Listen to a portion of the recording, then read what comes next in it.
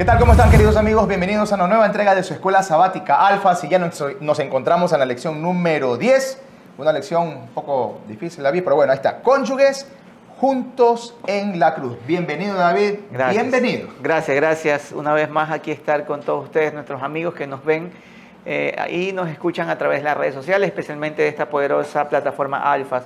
Gracias a Dios, otra vez aquí, contento. Sí vi, excelente, Leo, la presentación del tema anterior.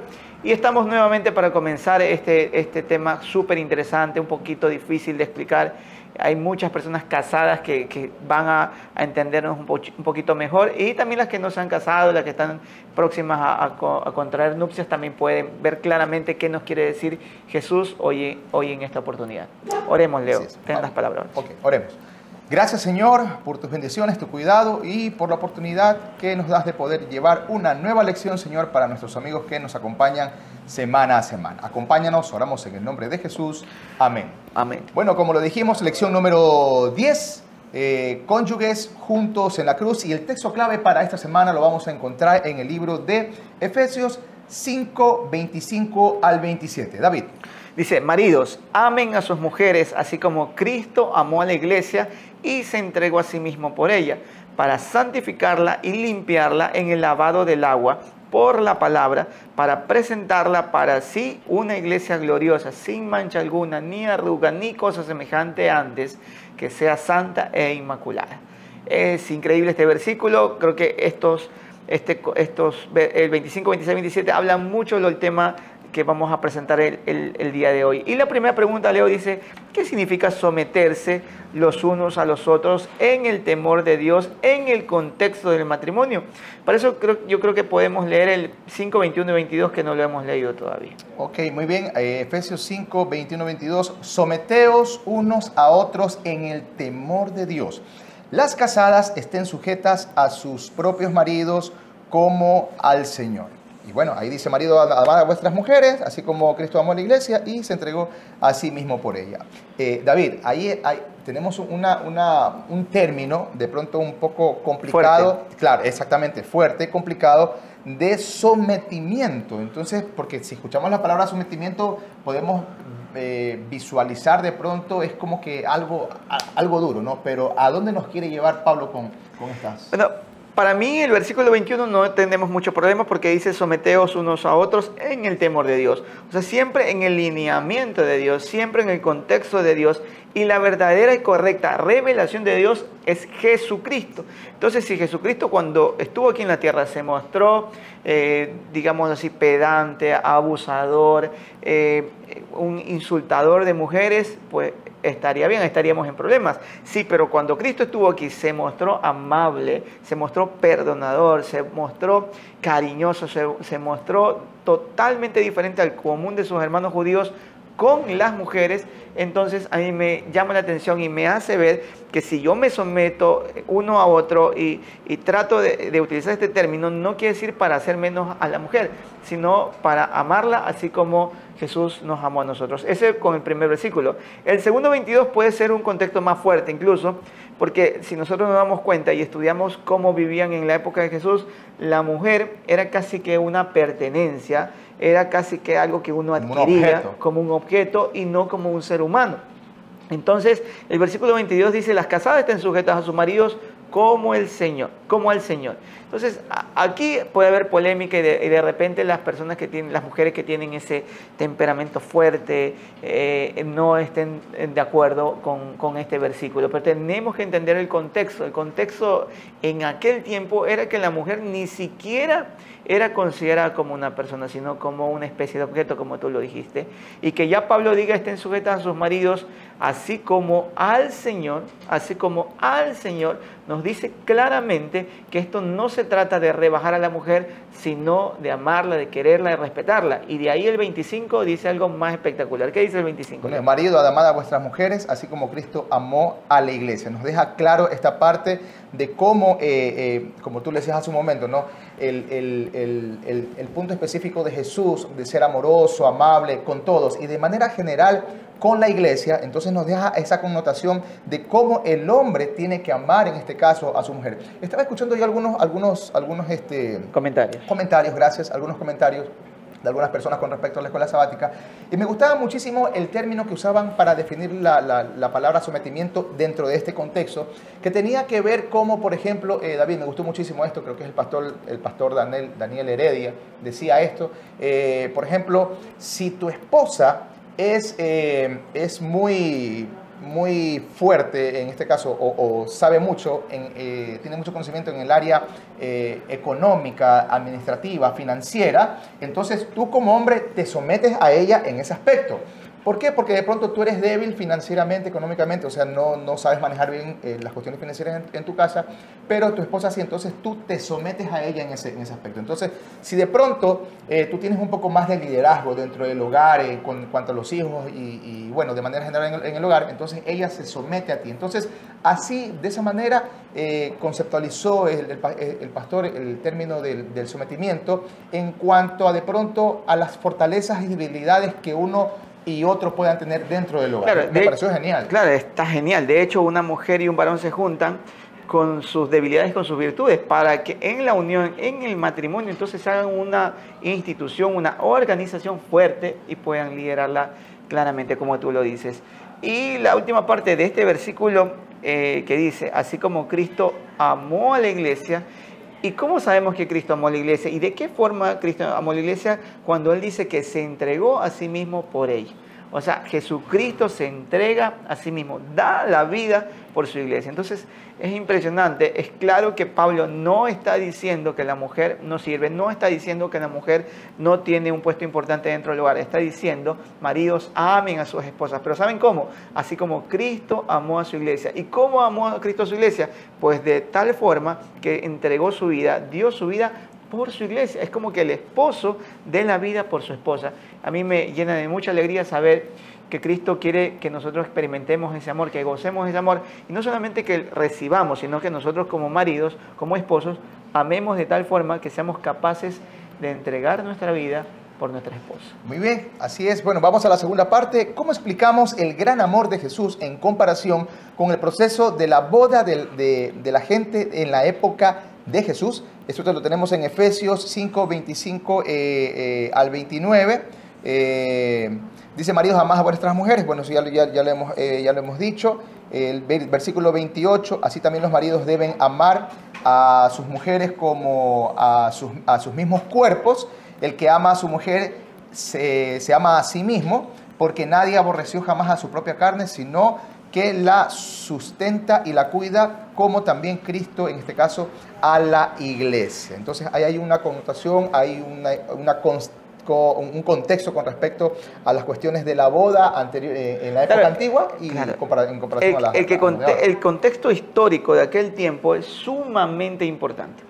O sea, un matrimonio, una boda era todo un suceso, no solo familiar, sino era un suceso local, un suceso de todo el pueblo donde vivía la gente. Entonces, denotaba muchas situaciones interesantes. O sea, era un proceso, el novio tenía que intervenir, tenía que asegurar muchas situaciones, la esposa, la novia también se preparaba. Y por eso el versículo 26 dice, para santificarla, habiéndola purificado en el lavamiento del agua por la palabra. Ahora, cuando habla de santificarla, Pablo imagina que el esposo, que en este caso es Jesucristo, santifica, purifica a la mujer. En aquel tiempo de Jesús, la mujer, la novia, junto con sus familias, las mujeres de su familia, hacían todo este proceso de preparación para poder, valga la redundancia, para estar lista para el matrimonio. Que ahora son las damas de honor. Más o menos así.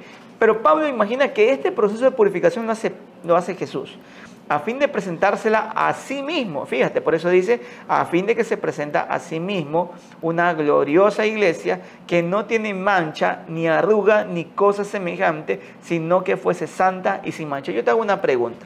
Estamos claros para todas las personas que nos ven y todos los amigos, que en la iglesia somos nosotros. ¿Estamos de acuerdo? Correcto. La iglesia somos, hermano, usted es la iglesia, Leo es la iglesia, nosotros somos la iglesia. La iglesia no es un edificio. La iglesia somos las personas.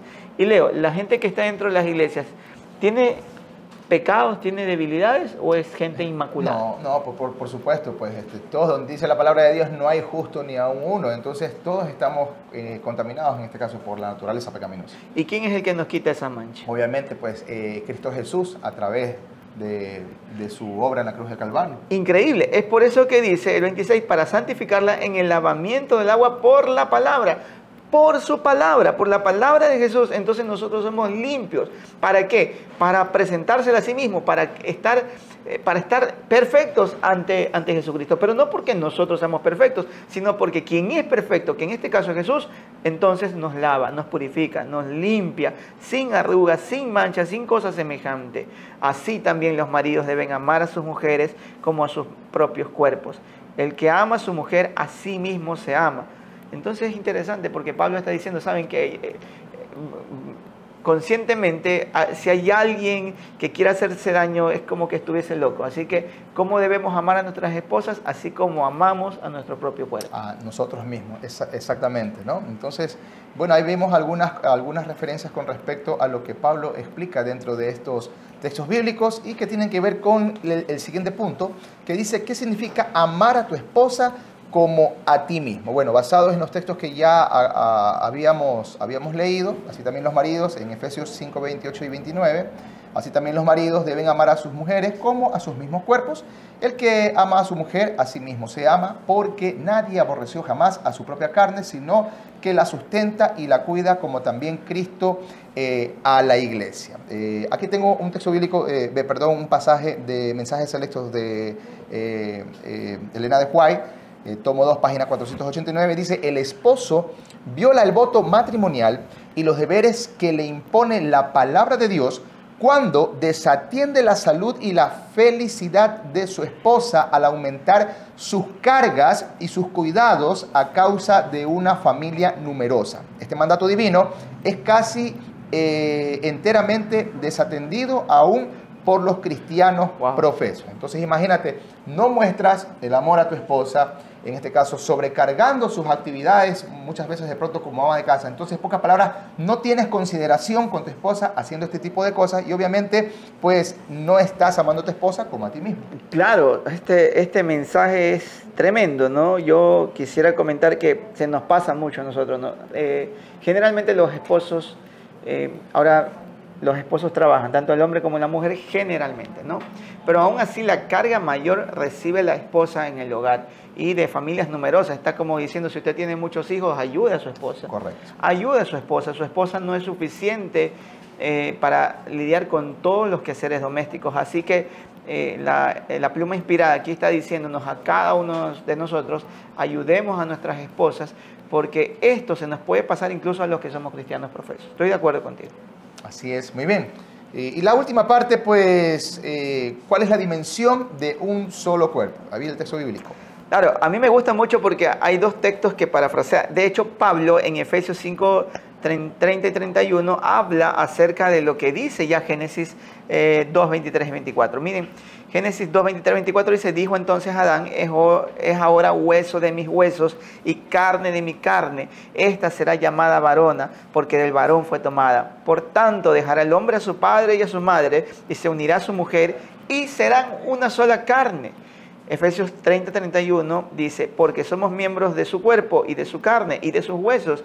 Por esto dejará el hombre a su padre y a su madre, y se unirá a su mujer, y los dos serán una sola carne. Estamos hablando de la parte conyugal, David. Esposo, esposa, y estamos hablando de a dónde nos quiere llevar Pablo con respecto a Cristo y su iglesia, o su iglesia como su esposa.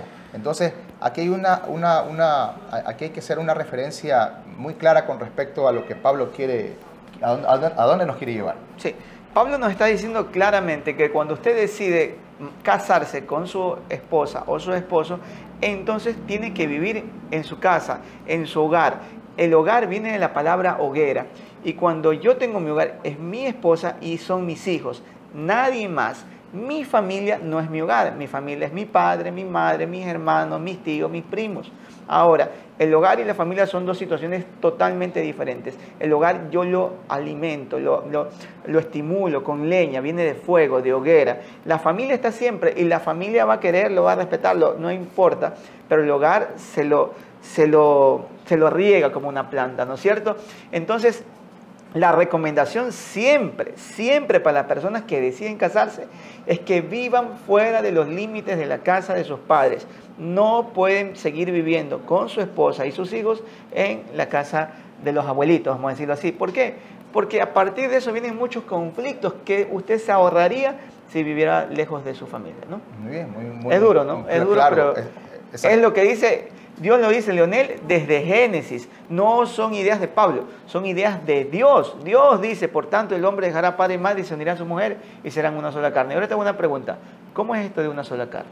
Exactamente, ¿no? Estamos hablando, aquí ya la lección nos lleva también a la parte sexual, ¿no? Con respecto a la unión entre un hombre y una mujer, con respecto a ser una sola carne.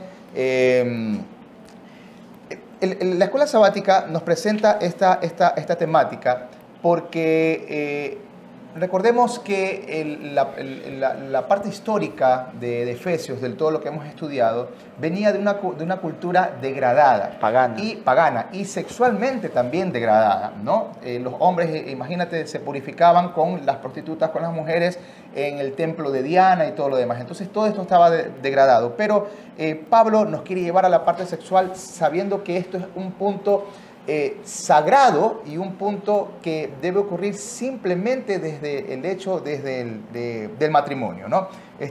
Si me permite, Javi, aquí sí. una parte que tengo acá, dice, en nuestro mundo, notoriamente posterior a la caída, la explotación desenfrenada de la relación sexual entre un hombre y una mujer en las culturas modernas revela cuán profundamente arraigada está la idea de que la unión sexual representa la subyugación de la mujer. Hoy en día, pues tú sabes que la mujer es prácticamente, tú lo dijiste hace un momento con respecto a que un objeto de la mujer, pero yo creo que hoy en día sigue siendo prácticamente lo mismo, por lo menos dentro del pensamiento del ser humano, la mujer sigue siendo usada como un objeto sexual también, ¿no? Pero Pablo argumenta que la relación sexual, según se refleja en Génesis, no es de subyugación, sino de unión. No simboliza ni representa el dominio del varón, sino la unión de marido y mujer. Hasta tal punto son una sola carne cuando ocurre esto. Es impresionante, ¿no? Esto tiene, yo no lo había visto desde esta forma, pero sí, cuando yo trato a mi novia y todavía no estoy casado y solamente quiero tener un acto sexual porque quiero tenerlo y sin estar en el compromiso del matrimonio, dentro del marco del matrimonio, estoy degradando a la mujer. Y tal vez yo también me estoy degradando, ¿no? Realmente tenemos que hacer un mea culpa cuando nosotros no tomamos en serio las cosas, si sabemos y tenemos clara la situación que no nos importa casarnos, no queremos comprometernos, solamente queremos disfrutar el momento. Entonces estamos degradándonos como seres humanos, estamos los varones degradando a la mujer y viceversa. Tal vez hoy en día con el pensamiento posmodernista, o sea, esto no es así, lo vemos más bien como libertad sexual, ¿no? Pero es claro, el plan de Dios siempre fue que Adán esté con Eva, que no haya otras cosas, que no nos vamos a meter en ese tema, pero siempre fue Adán y Eva, siempre fue la monogamia, de hecho, dentro de los mandamientos está no cometerás adulterio. Sí, muchos fallamos, muchos tenemos problemas con esto. La buena noticia es que si llegamos a conocer esta verdad, nosotros no podemos seguir viviendo de la misma forma. No podemos seguir subyugando a la mujer, no podemos seguir viendo a nuestra esposa sin poder ayudarla en nuestra casa. No tenemos que ver a la mujer como alguna persona más baja que nosotros los varones, ni siquiera en el trabajo, ni siquiera en el hogar, ni siquiera en la familia.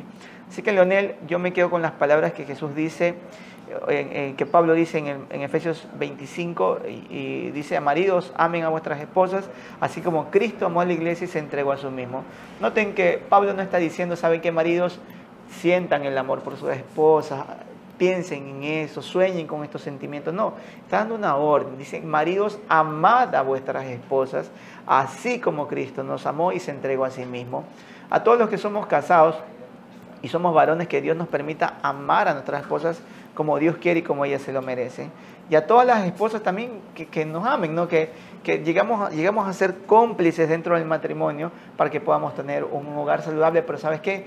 junto a la cruz, así como el título dice, cónyuges juntos en la cruz. Así es, David, creo que ya en este caso tú ya lo has dicho absolutamente todo con respecto a eso.